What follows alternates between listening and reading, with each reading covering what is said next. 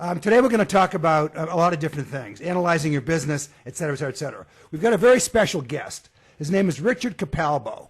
And Richard's a longtime friend and a business associate. I've known Richard for I don't know how many years. In fact, I've never asked him. It's a long, long time. I knew Richard when he was a senior sales and marketing executive with Drexel Burnham. Drexel at the time was the 5th largest investment bank in the United States. He was a huge executive on Wall Street. I knew Richard when he was chairman and CEO of Bateman Eichel Hill Richards, a very prestigious firm located in the Bay Area in San Francisco. Then I also knew Richard, knew him a lot better, when he was doing something really unusual and really cutting edge in our business. Let me say this kindly. Very few executives in our business have been advisors. They're good business people. They're good executives. They know the business, but they've never sat at a kitchen table or sat in an office and asked someone to trust them. Trust me enough to give me your life savings. They really have, a lot of them haven't done that. So they know what you do, but they don't always understand it. And that's true on the mutual fund side. It's true on the money management side as well. Well, one day I got a request passed down to me to attend a speaking engagement. And it was being held by this guy, Richard Capalbo, who I'd known about really over the years. And I was asked to speak at Pepperdine and then at Chapman College. And Richard was, at the time, he was responsible for sales management for all of Merrill Lynch advisors in Southern California. And he was doing something I'd never seen before. He had a conclave, a get-together of all these advisors who want to go to the next level. And Richard gets it. He had the right speakers in to talk to these people. The agenda was fantastic from a sales point and marketing point of view. So that's where I really got to know him. He knows our business. He's held every position from advisor to CEO. He gets it. He's here today to help you grow your business because he makes you think. And I hope when we're done, you'll be thinking deeply about the way you do things. But he's also here for, it's a bit self-serving having Richard on today as well. There's an African proverb that says, when an old man dies, the library burns down. Well, Richard and I have been in this business together 90 years combined. We've traveled in the same universe for years. But as much as we cross paths, we've never worked together. And that's about to change. For the first time in my career, I'm working with someone. Richard and I decided to throw in together for a 2015 nationwide tour, and maybe 2016 and 17, who knows, we'll see how it goes. But you'll hear more about that. It's going to be called the 2015 Legacy Tour. We have a website set up for that called www.advisorsexcelling.com. We blend really well. As you know, I'm all about people skills and soft skills. Well, Richard has a great command of the soft skills part of our business, but he also has a career's worth of knowledge about the business side of the business. And that's what we're going to talk about today. The business as Richard sees it, having been both an advisor, a sales executive, and a chairman and CEO. We're going to talk about, we'll kibitz a bit back and forth, but it's really Richard's show. We're going to talk about how to analyze your business in a very unique way, a way I don't think you've heard before. We're going to talk about why you need a vigorous client acquisition and retention plan. And lastly, how to build a successful client service model. So Richard, thank you. Welcome to the webinar. Maybe you could take just a minute and tell us a bit about your background that I may have left out, and then we'll get right to it if you don't mind. Well, I don't think you left anything out, Don. To be perfectly honest with you, the older you get, the bigger your resume becomes, and if we go through all that stuff, we won't have any time to talk about what we're here to talk about. So, you can find anything you want about me at richardcapalbo.com. There's all kinds of things. There's even a description of me that you would have thought my mother wrote. So you've got everything you need.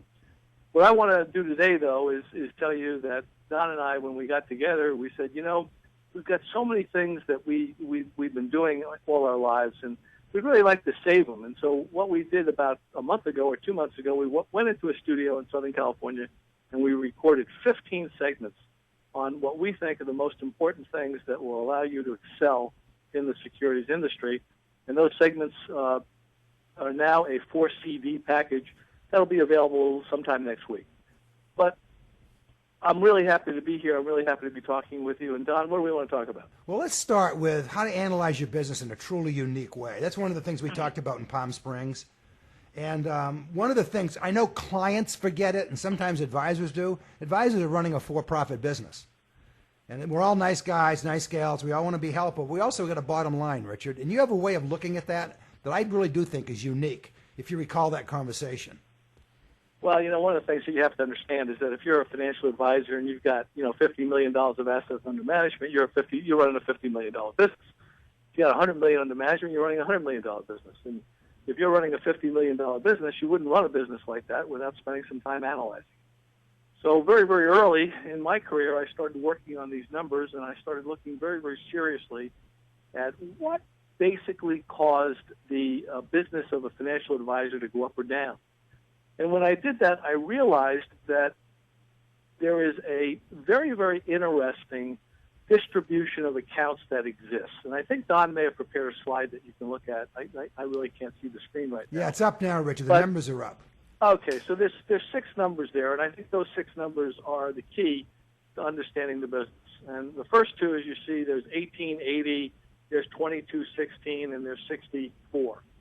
And the way you read those numbers, if you look, each column adds up to 100, so they're percentages actually.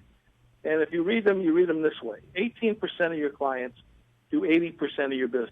Now, you've all heard that before. You know, it's almost like the 80-20 rule. It's very close to Pareto's law. But, you know, I did a study of 25,000 financial advisors in every single channel in this business. And guess what? The numbers were 18% of the clients did 80% of the business. It didn't matter how big you were. It didn't matter at all. That was the number. Now, most people have heard that number before. And at least by this time in their lives, they're familiar with Pareto's law. What I want to take a look at is the rest of that distribution, which I think is very interesting. The next 22% of your clients only do 16% of your business. Look at the difference between the top clients at 18% do 80%, and the next group where 22% of them it takes to do only 16% of your business. Now, if that's not bad enough, take a look at the last group. 60% of your clients account for 4% of your business. Now, that kind of fascinates me because if they only took up 4% of your time, that would probably be okay. But in going and talking with financial advisors and their sales assistants and everybody else, we know that they take up substantially more time than that, much closer to 60 or 70% of the time. Now, given that, you can basically say that most advisors, then they segment their business. They make it A accounts, B accounts, and C accounts. Well, I maintain you don't have any B and C accounts. I maintain you have A accounts, D accounts, and F accounts. If you've got 22% of your clients only doing 16% of your business, those aren't B accounts, those are D accounts. If you've got 60% of your clients doing 4% of your business, they aren't C accounts, they're F accounts. Now, one of the interesting things is that this is the time when most people will tell you you got to get rid of that group on the bottom. But I'm not going to tell you that today because, you know, you've been told that by lots of people and you haven't paid any attention to it. So why would you listen to me when basically you don't even know me? So what I'm going to suggest is something different. Think about the way you do business, okay? Think about your work ethic. Let's say you work 50 weeks a year. And let's say that you speak to your clients 40 hours a week. Now, I know that both of those numbers are probably an exaggeration, but we need to start with a template. If you add that all up, you find out that you have 2,000 hours available to speak to clients. If you take a look at your best clients, that group up there on the top, 1880, you'll find out that each one of those clients takes 10 hours of your time a year. You probably have 4 quarterly meetings with them, and you have conference calls with them, or you're on the phone with them for 30 minutes a month. When you add all that together, it takes about 10 hours of your time to handle one of your best clients. So if you do the division on that, 10 into 2,000, you wind up with you could only possibly have 200 really good clients. That's all you'd have time for. Now, if you say to yourself, I want to be $1 million producer, and I'm just picking that number because that's the number that we attach to elite producers. If you want to be $1 million producer and you have 200 clients, then each client on average has to do about $5,000. And I would say to you that, you know, you probably couldn't have any client smaller than 2,000 because 2,000 would bring the average down too much, anything lower than that. So think of it this way. You have 200 clients. The average is 5,000. Some of the clients are bigger than 5,000. Some are smaller, but none of them can be smaller than 2,000 or they'll bring the average down too far. Well, let's take a look at what you actually do. On the other side of the paper, I'm going to say you basically only work 48 weeks a year, and for some reason you only spend 25 hours a week talking to your clients. What do you do with the rest of your time? It's very simple. It's called behavior addictions. It means that you spend time doing things that you do week in and week out, day in and day out, and you have absolutely no reason why you do them. They have absolutely nothing to do with your success. An example is when I first came into the business, I used to read Barron's every week. Why? Someone told me to do it. So I wasted 4 hours of every Saturday of my life reading Barron's, when I should have been out on the golf course playing golf with my clients and mixing it up with my clients, because in my opinion, the only thing that's valuable is spending time with your clients. So when you look at that number, 48 weeks a year, 25 hours a week, now you only have 1,200 hours. So that means you can only have 120 clients because you're spending 10 hours with each of them. And so now, if you say, I want to be $1 million producer, you need 8.6 thousand on average. And in order to do that, you probably can't have any clients smaller than 3,400. So what I'm suggesting to you, that if you want to analyze your business, you've got to come up with a number that's somewhere between 120 and 200 accounts. And you've got to have an average client of about 5,000 to about 8,000 in size. And if you do that, you're on the road to being $1 million producer. Now, if you want to be a $2 million producer, you double those numbers. And if you want to be a $500,000 producer, you just cut them in half. But the point is that you can't have any clients smaller than 2,000. So what do you do? What do you think about it? If you spend 10 hours with a client and they pay you $2,000, that means that you're getting $200 an hour. So if you're happy being paid $200 an hour, then that's fine. You keep clients like that. If you think your time is worth more than that, then you basically have to have clients with bigger minimums. So what I'm suggesting to you is you take an approach where you have a minimum fee, and your minimum fee is $2,000. And you say, I won't take any client smaller than $2,000. So I'm going to charge you $2,000, and if you want to be my client, that's what you have to do. And so what I would suggest is you go through your book, and you go through all your clients, from the biggest client you got all the way down to the smallest, and draw a line at 2,000. And every single client that does production credits less than 2,000, you basically write a letter and say, my new minimum fee is 2,000. You're not firing your clients. You're going to give them the option as to whether or not that they're going to continue working with you or not. If they want to continue to work with you, they've got to pay your minimum fee, whatever it is. You might say to me, well, this isn't tried and true. I said, yeah, this is being done in the medical profession every day. They have something called concierge medicine. And doctors are doing this. They're cutting their patients from 3,000 to 200, and they are 8-fold increases in their income. And they're spending about 1/8 of their time doing it.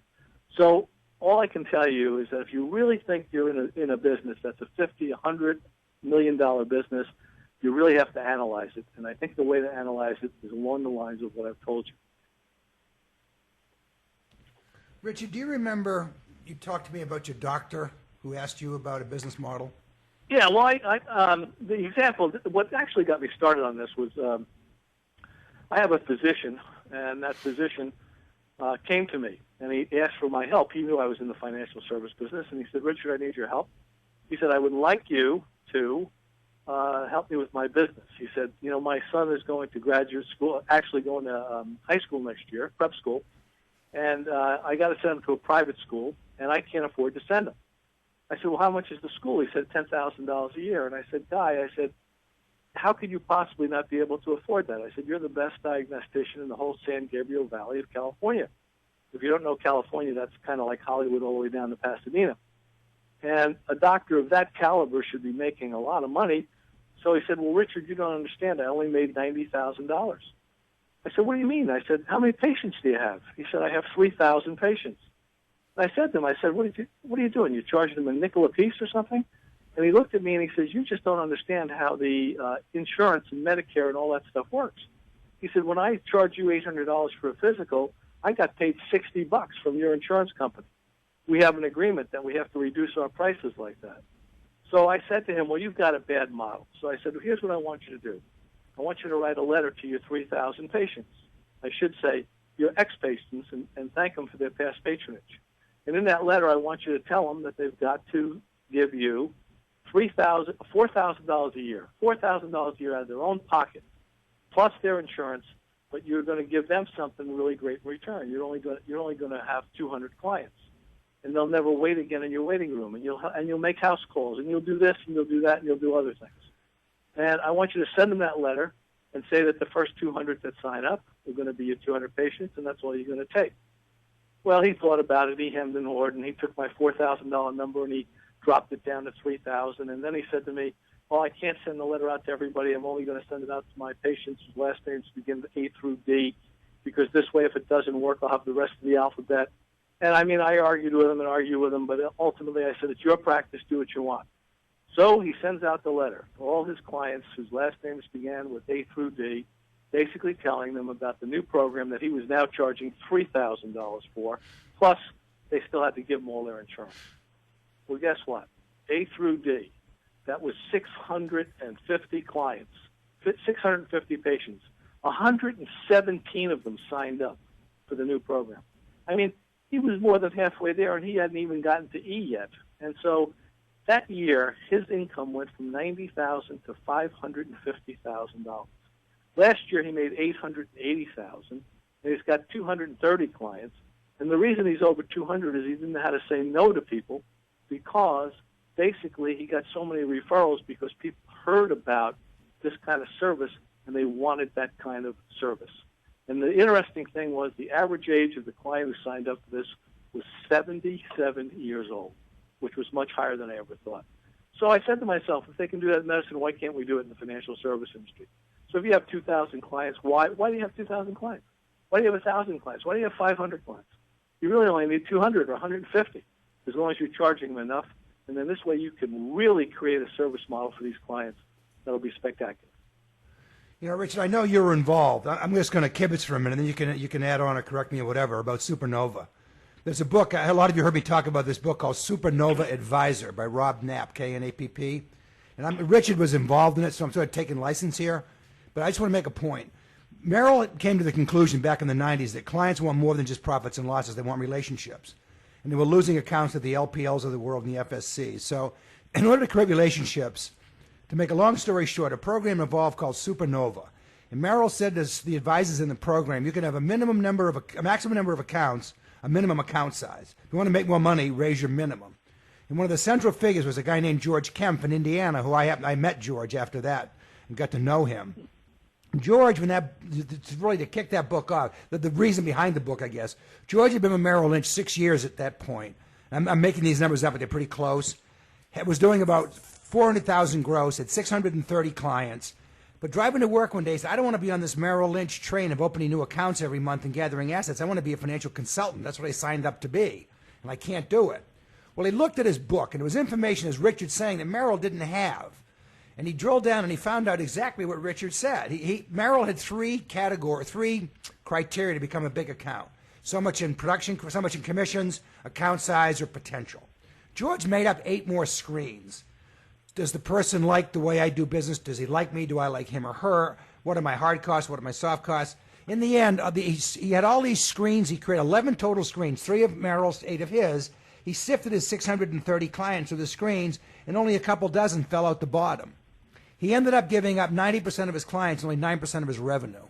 And off he went, and exactly what Richard said. His gross went on there from doing 600, doubled his gross, and off he went with a fraction of the clients, because finally he was running his business like a business. And I think, Richard, you were involved in that program in the beginning, I believe. Well, actually, I started when I left Merrill Lynch. They gave me the rights to that program, but they wanted the rights as well. And so I had something called the Quantum Leap Institute, and they decided to give that to me, and they called their version the Supernova program. So that was great. It was exactly the program I put into effect. Well, Richard, I'm going to ask you, if you don't mind, we're going to switch gears. You can't see the screen, but what I'm putting up is a picture of a young affluent couple with a child, and the title is Why You Need a Rigorous Client Acquisition and Retention Plan. And we'd love to get your thoughts on that, please. Well, it's when we think about this and when we look at all the statistics, and of course I guess it's no secret to anybody, that only 1% of all the financial advisors in our business get to $1 million. And one of the reasons that Don and I put these series of CDs together is, we're watching you out there hire these coaches and everything and all these people, and these coaches, none of them have ever done what you do. I mean, I understand how you hire a coach who's coaching you how to do something he's never done in his life. So I said to Don, I said, let's help these people out. Let's give them some insights to some of this stuff. So what we did was we picked 15 topics and we put together all of these CDs. But, if you take a look at and you examine, like we've had the opportunity to do, the top producers, you'll find out that the most important thing is they never lose the clients they want. And this is a heartbreaker. You know, if you do something where you have a really great account and you lose it because you're not paying attention, I don't think there's anything worse than that. So basically, to make sure that doesn't happen, you have to have a client retention plan in place. And I call it, you have to have 100% retention. I mean, I don't accept it. If I want to get rid of a client, that's one thing. But if I have a client who I like and I think this client should be with me, I don't want any circumstances. And I think that you can do a lot of things. And, you know, if you listen to our tapes, we'll enumerate some of those things in the tape. But what we're also doing, if anybody purchases this, we're going to send them 2 white papers. And one of those white papers is how to open substantial accounts, and the other white paper is how to really retain these accounts. Business. Now, the lifeblood of your business and the growth of your business is having a retention plan. So how do you get, what I tend to tell people to do is, you know, make a list of the most important people in your community, the people that are most important because they have skills that, you know, that not only you need, but your clients need, everybody needs. And why not go after them and try to add them to your client base? So if you don't like that, do something else, but have a plan. Have a plan on how you're going to acquire quality clients. Now, we have I think on one of our discs talks about the 6 ways that you can open substantial accounts. But in general, I think you have to have a plan. You have to have a plan how to open new accounts. You have to have a plan what you're going to do to keep your best accounts. And if you don't do that, you're going to find you're never going to be in this elite group. What about getting rid of a client that you don't necessarily think belongs in the fold, Richard? Well, you know, there's a number of reasons for that. First reason is obviously, you know, if they're paying you $20 an hour, and that means they're taking up a lot of your time and they're not doing any business with you. So, I mean, and I don't say $20 an hour. You pick that number. If it's $200 an hour, it's $150. I don't care what it is. It's your number, not mine. But so the first criteria is simply that you have got to be paid for your time. You're a professional. You have an incredibly important job for people. You have an incredibly important job. I mean, with all the things that have gone on this year, I mean, how many people we've seen who didn't have financial advisors got out of this market, you know, 8 months ago, 9 months ago, you know, because they didn't have somebody keeping them in the market. They didn't have somebody that was refusing to let them do stupid things. You know, very often when someone asks me, what's the, as a matter of fact, last night I was out to dinner with a PhD, and he said to me, well, what's the real good job of a financial advisor? And I said, the good job of a financial advisor is to stop you from doing incredibly stupid things with your money. And I think that is, you know, really one of the key things. But the other thing is that if somebody sucks the energy out of your body, if you have a client, I don't even care if he's your best client, but every time the phone rings, you get your stomach is tied up in knots because you know you have to talk to Charlie or whoever it is. You got to get rid of those people. There are people out there that suck the energy out of your body, and you can't have those people in your life. You have got to make a decision that you're not going to deal with people like that ever again. Our business is a great business. It allows you to deal with who you want to deal with. And so only deal with people you really like, people you want to be with. You know, the old adage is if you really enjoy every minute of your day, you don't work a day in your life. And I think that's something that we can translate very well into our business. Richard, the 6 ways, we've got some time. Can you just discuss 1 to 2 ways you like to open substantial accounts? Maybe your 2 favorite ways? Yeah, I think I have a couple of favorites, I guess. You know, now keep in mind when you hear us on the tapes do the 6 ways, we're not suggesting that anybody do all 6 ways. You know, I mean, you pick one of these or 2 of these that really appeals to you, that you feel you're comfortable with. But one of the things that I've always felt is that you should never ask for referrals. You know, you should never ask for referral. You should have your clients so well in love with you that they become apostles and they just bring people to you. And one of the things one of the ways that we do that is something that, you know, we refer to as strategic marketing. And that's simply going to your best clients. You know, you make a list of your 10 best clients. The 10 clients you like the best, the ones that you like being with, the ones that like you, the people that you really have great relationships with. And you call them up and say, look, I need a favor. I'd like to have breakfast with you. I want to talk to you about my business.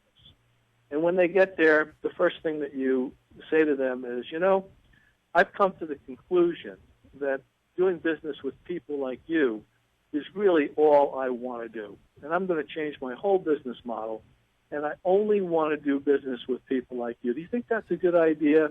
And then you wait to hear what they have to say. And if they say, well, that sounds like a great idea, why wouldn't you want to do that? Then you simply say, well, if you were me, how would you go about meeting some of those people? Well, it's kind of interesting. I mean, I've done this with at least 20 or 30 financial advisors, and one I think was really the best I've ever seen in the result category. He had a really, really top client who was the president of a company, and they were in the office equipment business. And he went to that client and he said to him, I really enjoyed doing business with you, and I'd like to do business with more people like you. And then there was a picture that this client had in his office of him with all the presidents of the other office equipment companies. They were all hanging up there behind him. And so we rehearsed this, and the financial advisor said to him, if you were me, how would you go meet those guys? And he said, let me think about it. Well, he was a very, very good client, a very good friend. And so about a month later, he calls up the financial advisor, and he said, look, I'm being honored in New York at the B'nai B'rith Society, and they're giving me this big honor. And at that dinner, all these other CEOs will be there. They're all buying tables and coming to honor me. So I want you and your wife to come back to New York for this dinner and be my guest at my table. And that night, before he gave his speech, he got up in front of the whole group, and he said, I want to introduce you to some people at my table. And he introduced his financial advisor. And he said to the whole group of people there, he said, I just want to let you know how many wonderful things this guy has done for me and my firm. And that was it. That was the entree. And after that, this individual opened up 2 more of those chief executives and got really involved in their companies and wound up doubling his business just from asking the simple question, if you were me, how would you go about meeting other people just like you? So it's one of my favorites, and it's called strategic marketing, and we discuss it in great detail on the tapes, and I also discuss it on the white paper. Probably the other thing, though, is one of my other favorites is event marketing, and that's having really good events. I mean, when you have your clients, you have a situation where you have your clients coming to an event. I always tell people to have them bring their best friends. And I like to do events that are very different from everybody else. I mean, everybody does these things now. They do wine tastings. They do all this kind of stuff. I like to do stuff like I have an expert on old age. I like to have somebody and say, what do you do if one of your parents gets Alzheimer's or something like that? Have an event like that. And then have your best clients invite some of their friends to something like that. What do you do when one of your kids gets a DUI, and have a really top defense attorney give a talk on how to handle a situation like that? Basically go through with your clients a number of different things. What do you do if you get diagnosed with breast cancer? What do you do if you get diagnosed with prostate cancer? These are the kinds of, and you have meetings, and you have your clients bring their friends, and all of a sudden they'll come to these meetings, and they'll bring their friends, and their friends will start saying, gee, my financial advisor doesn't do things like that. And so what you're waiting for is for them to basically get unhappy with their current advisor, and you're going to get the first call. So there's 2 of the 6. One is called event marketing, and again, we go into these in much more detail on the tapes and much more detail in the white paper. And the second, strategic marketing, which is, if you were me, how would you go about meeting people just like you? Now, there's 4 others. One is called reciprocity marketing. One is called social prospecting. One is called niche marketing, and one is called community marketing. And those 6 ways, believe me, and I've been doing this a long time, I don't think there is any other way. Those are the 6 ways that you build substantial accounts, and they're all you can have access to all of those things through the white papers and the tapes. Richard, the event marketing thing I think a good story blows away PowerPoint just 100 ways to 1. And in event marketing, it's not come in and hear about Sharpe ratio or the stock market or the economy. Yeah. It's totally divorced from the subject matter, so it's non-threatening. And it's almost lean back, relax, let me tell you a story. And that makes for a great evening. I know an advisor who I know an advisor in his town once a year or so, and I urge you all to do this. Get a good storyteller, professional storyteller. They exist. Wherever you are, there are people that are professional storytellers. Get your clients and their friends and bring the storyteller in to tell the story of your town. I don't care if it's as small as Brewer, Maine or as big as Manhattan. It's fascinating to people to hear about their town. It's just a great idea. You know, Rich, we got one more topic. I never think that the topic ought to be financial. You know, I never think the topic should be that stuff. I think it should always be something different. Yeah, I know some two advisors partners who just gave a seminar on their own, and it was all about the market. And they talked for 45 minutes about stocks and about the market. And I just thought that, my God, I'd really shoot myself and sit through that. Hey, Richard, we got one more topic, but before we do, and I keep prompting you because you're just a consummate storyteller, would you mind telling for them the story you told me about the manager of the Ritz-Carlton in Pasadena, California? Oh, yeah. Well, you know, it's funny. One of the things I tell people is that you ought to make a list of the most important people in your community. And I lived in Pasadena, and probably one of the most important people in my community was the head of the Ritz-Carlton, because the Ritz-Carlton was located about 1,200 yards from my home. And I always had a lot of visitors coming into town, and I couldn't put them all up in my house. I had 4 kids at the time and living at the house. And so I basically would send them to the Ritz-Carlton. So I wanted to make sure they were well taken care of. So I said, I better get to know the new manager of the Ritz-Carlton. And this guy came in, and I called him, and I told him who I was, and I said, let's have breakfast. I'd like to get to know you a little bit better. So as I was sitting at breakfast with him, I was flattering him. I said, Bill, I want to tell you, your hotel is fabulous. I said, the service is terrific, the food's terrific, the rooms are great. I said, you know, your staff is so helpful. If someone wants to know where the pool is, they don't tell them. They walk them to the pool. I said, it's really terrific. I said, I really love your hotel. It's just too bad you have this one major problem, okay? And then I stopped. And he said to me, what problem? And I said, no. I said, first of all, I said, there's nothing you can do about it. I said, I don't want to get you all upset, so I don't want to talk about it. He said, no. He said, you can't do that. He said, you just can't leave me hanging like that. What's the problem? I said, well, you have all these conventions here, and you got a beautiful grounds and beautiful gardens and everything. I said, but you don't have any golf courses. I said, a lot of executives, when they come on a convention, they want to play golf. I said, what do you do when someone wants to play golf? And he says, oh, man, he says, you just hit on the biggest challenge I have in this hotel. He says, this is driving me crazy. So I said to him, I said, well, you know, Bill, I could help you out. He says, what do you mean? I said, well, you know, I got a golf course. He says, what do you mean you got? I said, I belong to San Gabriel. It's about 2 miles from here. I said, it's one of the top golf courses in Southern California. I said, look, here's the deal. If you ever have anybody really important who really wants to play golf, call me. I'll be happy to take him as my guest to the club. And he said, you do that for me? And I almost was laughing beside myself with glee, saying, of course I would. And so what happened was, in the first year, he asked me 5 times to take guests to my club. Now, you got to understand, the Ritz-Carlton wanted to pay for all this. I wouldn't take a dime from them. The guys who I brought to the club all wanted to pay for it. Most of these guys belong to private clubs. They knew I had expenses involved with them being there. And I wouldn't take their money either. But what I did was I played golf with these guys, and it was typically the president of the company and 2 of his associates. And I would sit there, and they would say, well, tell me about yourself. And I'd say, no, you tell me about yourself. I would say nothing about me. And I'd listen to them, and I'd let them talk all day long for 18 holes. And then we'd have cocktails, and that's when they would try to, you know, pay me for what they did. And I said, listen, guys, I had a great day today. And they would tell me, we had a great day, too. It was really special. Thank you so much. And you know why they had a great day? Because they spent the whole day talking about themselves. People love to do that. So, but what happens after that is really exciting, because on every single time I did this, they always said to me the following. They said, Richard, the next time you're in my town, I'd like you to be my guest at my club, you know? And then I would make sure I got to that town as fast as possible. And so then what would happen is I'd play golf with them, but not with the same 2 guys that played with me at my club, because those were their business friends.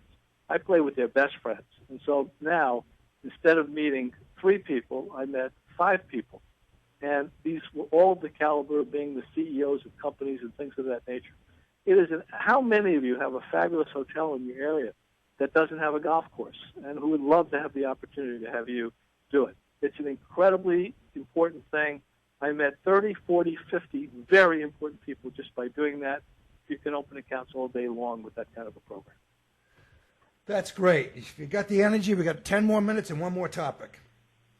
I'm going to put up here. I put up a picture of it says client centric. I was going to put a picture up of the Jersey Boys and lobster salad, which you can explain. But the title, Richard, the last thing I'd like to cover today, and I like to do more, but I'd rather dig down deep and do quality than quantity. I've called this "How to Build a Successful Client Service Model," and it was a great chat you and I had that I found fascinating. So if you don't mind, let's talk about the Jersey Boys and lobster salad and clients and all that good stuff, if you don't mind. Well, yeah. My wife and I went back to New York. I was a Jersey boy. I grew up in northern New Jersey after my first 8 years in Brooklyn, and I was a guitar player, and I played guitar, and I actually knew the Four Seasons. I knew Bob Gaudio from the Royal Teens, and so when these guys became really successful, and I followed their careers.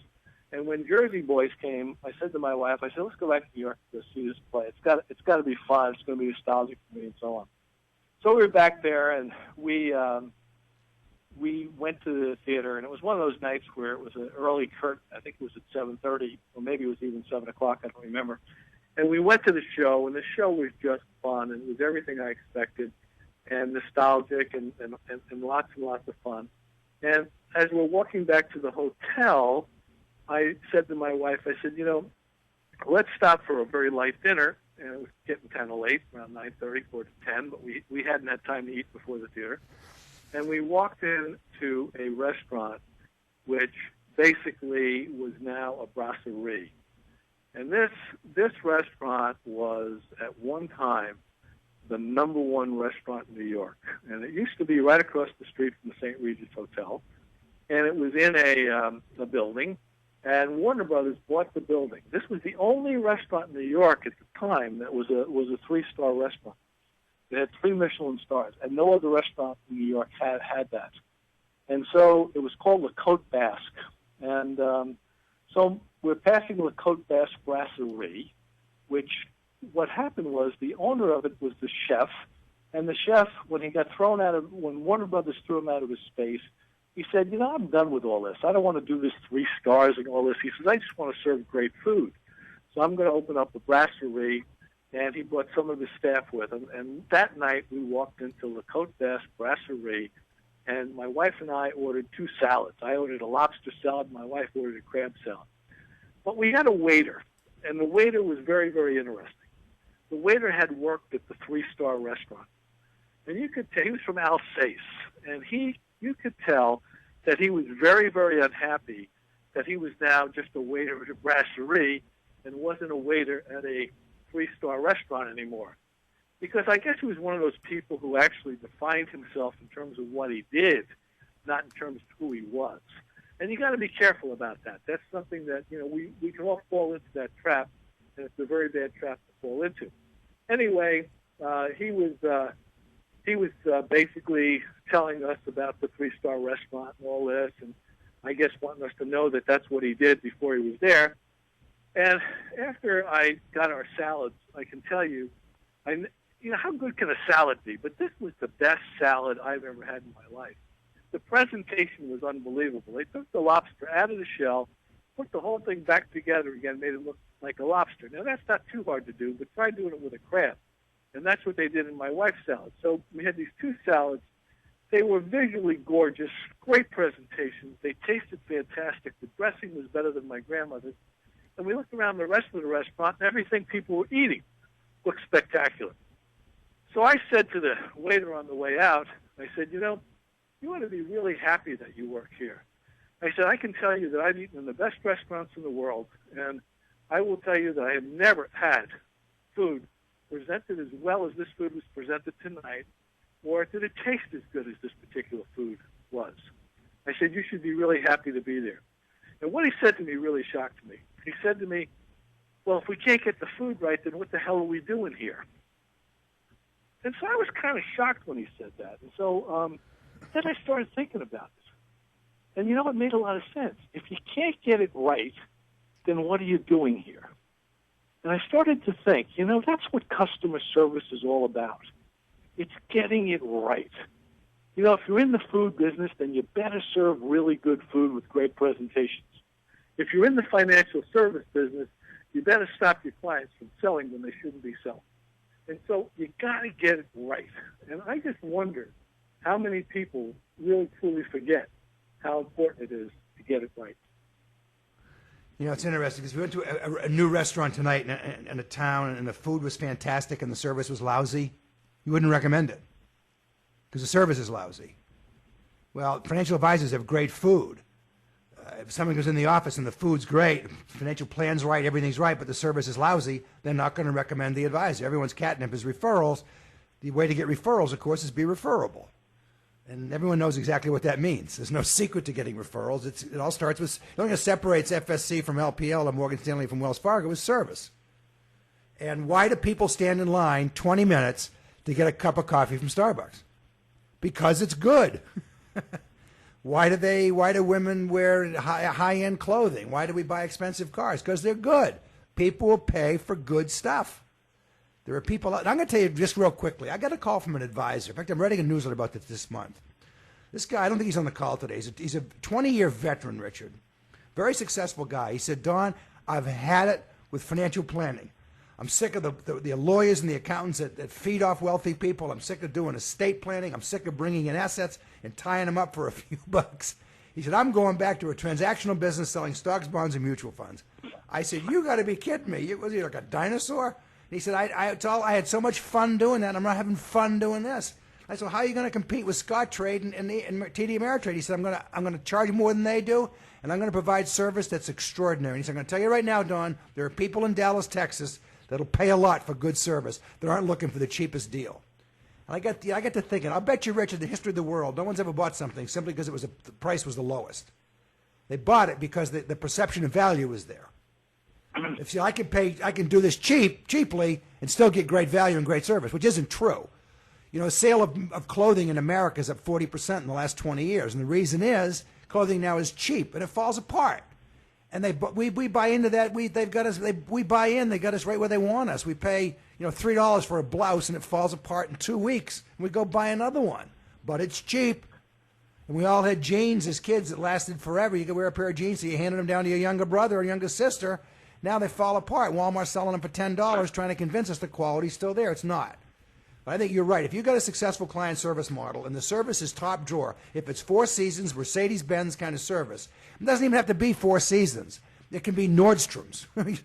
It's still, when everything is mediocre, anything better than mediocre stands out like a sore thumb. And service is a differentiator. I think the important thing, Don, is just ask yourself the question: what's the best customer service you've received in the last 3 or 4 months? I can see tell how you you answer that question. I know exactly what mine was. I know. Mine stands out.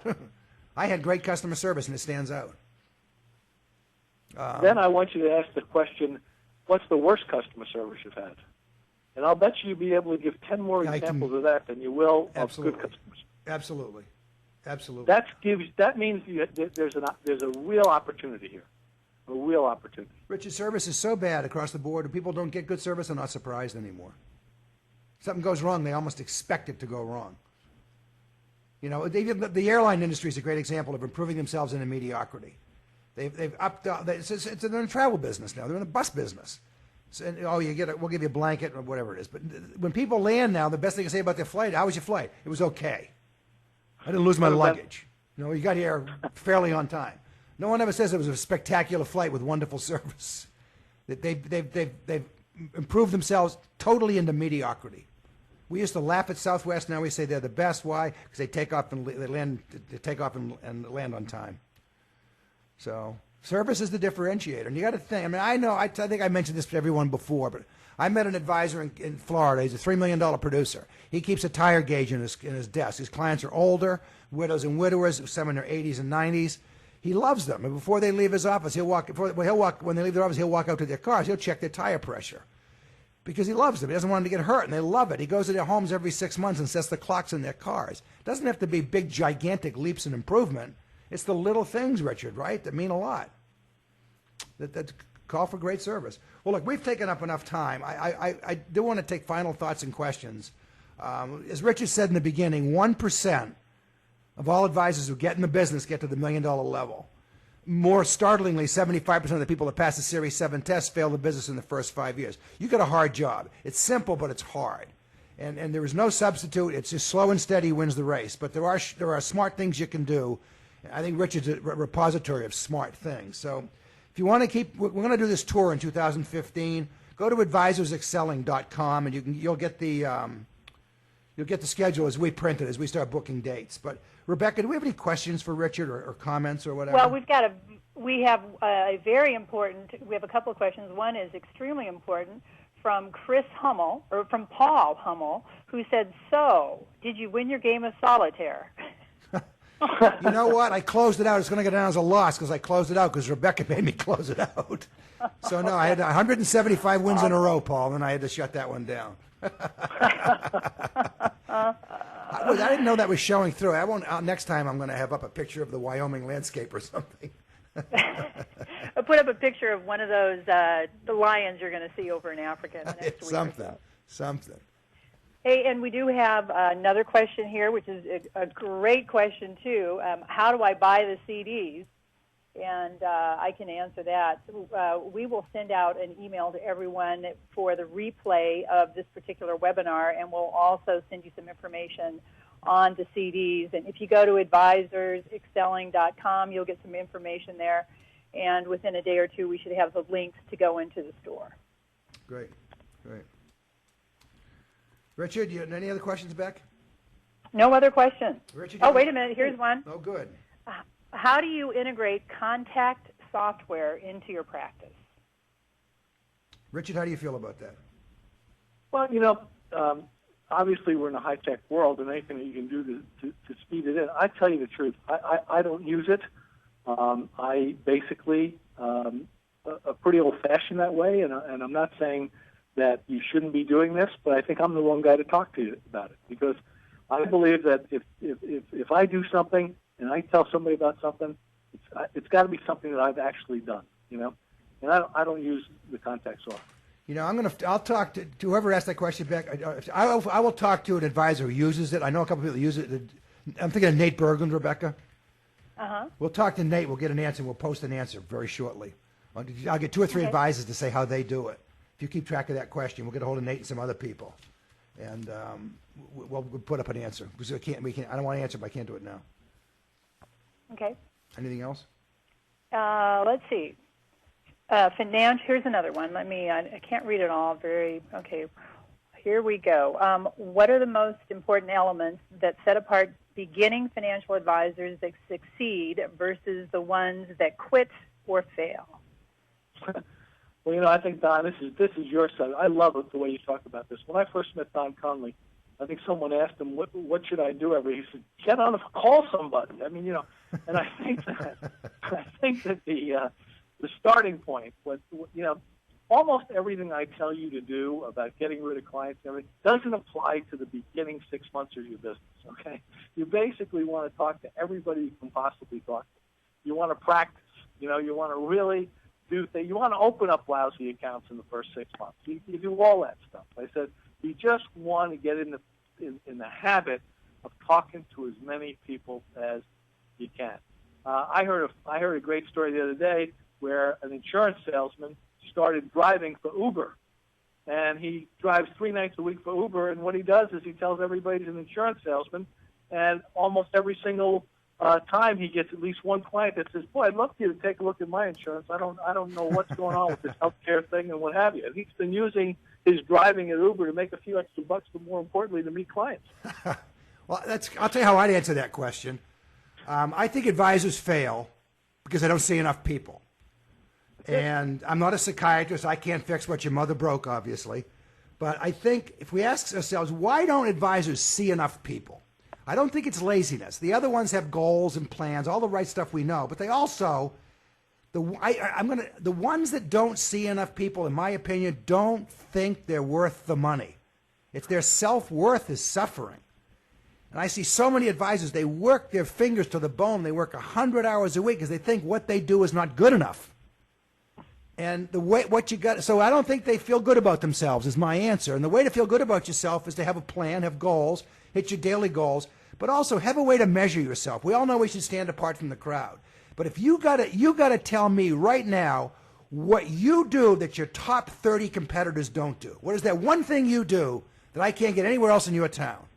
And that's when you know. Then you can measure yourself, and you'll know. Otherwise, this business is a marathon with no finish line. You're on the treadmill in January, you get off in December, you suck it up and rest over the holidays, you start again back to zero. I used to work in the old days. I was a stockbroker in E.F. Hutton in Boston. It was a big office. At the end of every month, when the month closed, one of the guys stood up and yelled, "Now we're all even." And he would yell that every single month. Because the odometer goes back to zero. So you got to have a plan, you got to have goals, you got to have a mission statement, a marketing plan. All that stuff has to be in place. And then you got to have enough self-image to know what I have to say is worth it. I'm going to keep going because I've got a message and I want to get that message out there, and it's valuable. And that to me is the difference between those that quit and those that don't. The ones that don't have the perseverance, the persistence, but they've also got the self-image. If that makes sense. You know, we have a couple more questions Sure. if you have time. I do. Richard, if you have to run, No, I'm fine. I'll make up answers Okay. for you. Let's see. Here we go. If you're new in the business and you don't have a lot of investable assets, how do you find the people to invite to these events? So basically, if you're fairly new, where do you find the people with the cash to invite to these events that you were talking about, Richard? You can't use that. You can't use it until you have a book. What you have to do is you have to use social prospecting, and you have to use community marketing. And those are two other programs that we didn't have a chance to talk about today. But as I said, we'll make white papers available on these things, and we do discuss them in great detail on the CD. And maybe if Don has me back sometime, we can cover those. Yeah, you're welcome back. My mentor was very successful. He was asked by a young advisor. We're all new, but this young advisor said, "What can I do to be like you? What's the one thing you can tell me?" And he said, "The one thing I've learned is it doesn't matter." Of course, Rolodex, because there were no cell phones in those days. It doesn't matter how many cards in your Rolodex. How many Rolodexes is your card in? That's what's important. So your job's to meet people. Now, there's a guy, Richard, you probably know him. I know Rebecca knows him. Richard Wildman. Merrill Lynch uses him a lot for prospecting high net worth people. And he makes the point that Americans, all high net worth people, but especially Americans, are very philanthropic. And you can't run with them. You can't put on a tux every Saturday night and go out and write a $1,000 check to the American Cancer Society. You just can't do that. And that's what they're doing. So you got to find other ways. And there are ways. I know a woman at Merrill Lynch who's in the probably the top 10 by now, out of 16,000 FAs. When she was a young mom, her daughters wanted to get into horses. She got into the equestrian crowd in Philadelphia. She didn't have any money. She was young and starting out, but she was hanging around with the right people. That's how it all starts. Finally someone's going to say, "Hey, my wife has an IRA. Let me ask you a question," and then it all starts. But you've got to think of ways you just got to go out. And I'll tell you my way, what I did. I'm a Tom Stanley kind of guy. I went down every side street in Boston, not the main street, the side streets, and I met the business owners. Money in America is in small businesses. Now, small business owners have no cash, so you've got to come up with a way to help their businesses. In my case back then, and still true today, I don't know if the numbers are the same, but the theory's still the same. If a corporation buys preferred stock, 85% of the dividend's non-taxable. It's called dividend exclusion. Well, there were money market funds in those days, I don't know if there are now, with preferred stocks in them. So I'd say, well, what do you do with your corporate money? Would you like more cash for your business? The answer is yes. And I'll tell you one more story. I was with an Edward Jones. I'll say that I was with an Edward Jones advisor. He was telling me how bad business was. That same day, I swear to God, on my mother's grave, Merrill Lynch had rolled out a program, Richard, you may remember, called WCMA. It was a corporate money market fund, corporate cash. Two guys had come into this little teeny town in Georgia, and the Jones guy is sitting there telling me how bad life is and business is. These two guys knocked on every business door in this little teeny town and said, "Would you like some," that was their Merrill's test grounds, "would you like some more cash for your business?" They drummed up so much interest. So if you're young and broke, make a brown bag sandwich, start walking down the street, but meet the guys that own the Chinese restaurant, the hardware store, the travel agency, the small business owners. That's the low income, high net worth. And they're latent investors. Maybe they got a Keogh plan from the old days, but they're not trading options at Merrill Lynch. They're people that don't even invest that should. All their money's tied up in their business. That'll get you started. And I'll say one last thing. My buddy Mark Jennings up in Calgary calls it the race to 300. Mark says if you get 300 households, Whether they're pumping gas or brain surgeons, it doesn't matter. Just go meet 300 people. If you meet 300 families and tell them what you do, your phone will ring every week. Someone will quit a job, get a job, die, sell a house, get married, get divorced, whatever, will trigger a financial event, and your phone will ring. There's no substitute for getting out. Nothing happens without an appointment. Go meet people. Any more, Beck? Well, a couple of more, and then we'll just finish this up. One is, what is your favorite financial advisor business book? Gosh, that has to be one of yours, isn't it, Richard? No, it's not actually. Mine's my second favorite. The one I like the most is Bob Cialdini's work called Influence, the Psychology of Persuasion. What Cialdini masters is how to get people to do what you want them to do. And I think that, and Don and I talk about this quite a bit in the CDs, that a lot of people think that this is a business that's based on trust. Well, that's true, but not in the beginning. In the beginning, it's based on influence. How do you influence people? And I think in Cialdini's book, again, it's Robert Cialdini, Cialdini, and it's called Influence, the Psychology of Persuasion. He will tell you how to get people to do exactly what you want them to do. And that goes a long way in helping you open a business. My favorite book is The Art of the Sale by Philip Delves Broughton. Philip Delves Broughton, Broughton. Philip Broughton, The Art of the Sale. It's not about our business. It's about selling, and it's awesome. One last question, Beck? Yeah, one here. How frequently would you suggest having the non-financial topic meetings for clients? Those would be the events you were talking about, Richard. How often? Yeah, I like to do them quarterly. Okay. And I think that what I always want to do is obviously team up with a wholesaler and have him pay for it. There you go. There's a Absolutely. thought. There's a business plan. We probably have wholesalers listening. Be kind. Yeah. Hey, Richard, I can't thank you enough. You're great. I look forward to crisscrossing the country next year. Hopefully we'll get some people somewhere to listen to us. And just sit on a couch and just chat in these formats. You're a great conversationist, great storyteller. I want to thank all of you. I know your most precious asset is your time. You gave us your time today. We sincerely appreciate that. And we'll be back, as Rebecca said, with a replay of this webinar, more information about the tour and the CDs, and also about our next webinar. So, Rebecca, thank you. Richard Capalbo, thank you. All you people that called in, thank you. Have a great day, and we'll talk to you soon.